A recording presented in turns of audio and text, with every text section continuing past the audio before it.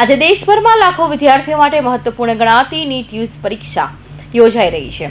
સુરતમાં પણ 10,000થી વધુ ઉમેદવારો પરીક્ષામાં બેસી રહ્યા છે. પરીક્ષાને પારદર્શક અને સુરક્ષિત બનાવવા માટે વિશેષ વ્યવસ્થા ગોઠવવામાં આવી હતી. દેશભરમાં આજે નીટ યુજી પરીક્ષાનું આયોજન કરવામાં આવ્યું છે, જેમાં સુરતના કુલ 10,301 ઉમેદવાર પરીક્ષા આપી રહ્યા છે. પરીક્ષા માટે શહેરમાં 22 પરીક્ષા કેન્દ્રો અને 22 રૂટ નક્કી કરવામાં આવ્યા છે.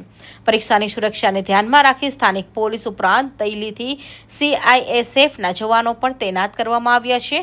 નીટ યુજી પરીક્ષા બપોરે 2 વાગ્યાથી સાંજે 5:15 વાગ્યા સુધી યોજાશે અને OMR આધારિત પેન પેપર પદ્ધતિથી લેવામાં આવશે. પરીક્ષા કુલ 180 પ્રશ્નો પૂછવામાં આવશે, જ્યારે કુલ 720 ગુણ નક્કી કરવામાં આવ્યા છે. નેશનલ ટેસ્ટિંગ એજન્સી દ્વારા ઉમેદવારો સમયસર પરીક્ષા કેન્દ્ર પર પહોંચવાની ખાસ સૂચના આપવામાં આવી છે.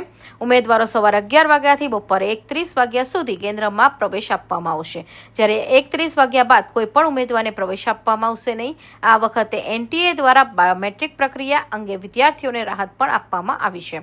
જો કોઈ ઉમેદવાર બાયોમેટ્રિક વેરિફિકેશનમાં સમસ્યા સર્જાય, મશીનમાં ખામી હોય, ડેટાની ગુણવત્તા નબળી હોય, UID AI સર્વરમાં ટેકનિકલ સમસ્યા હોય અથવા ઉમેદવાર બાયોમેટ્રિક આપવા સક્ષમ ન હોય તો તેવા કિસ્સામાં ઉમેદવાર અંડરટેકિંગ ફોર્મ ભરીને પરીક્ષા આપી શકશે. ઉપરાંત સુપરવાઇઝરોને પણ પરીક્ષા દરમિયાન બાયોમેટ્રિક પ્રક્રિયાને લઈ ઉમેદવારો અનાવશ્યક પરીક્ષા ન કરવા સૂચના આપવામાં આવી છે, જેથી વિદ્યાર્થીઓ નિર્વેધન અને શાંતિપૂર્વક વાતાવરણમાં પરીક્ષા આપી શકે. Bureau report, Hind TV news, Surat.